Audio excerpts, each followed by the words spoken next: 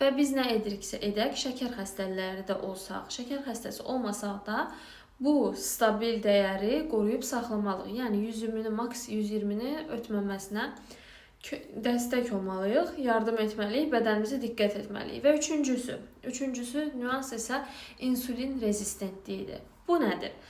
İnsulin rezistentliyi belə ki, insulin hormonunun funksiyasının bədəndəki düzgün işləməməsinə bağlı olan bir durumdur.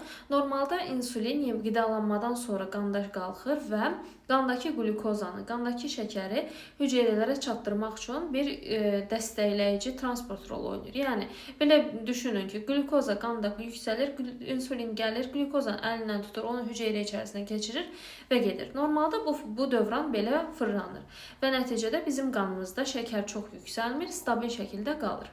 Ancaq bəzən insanda insulinə rezistentlik yaranmağa başlayır. Bu xüsusən də kökəlmə ilə birlikdə özünü göstərir.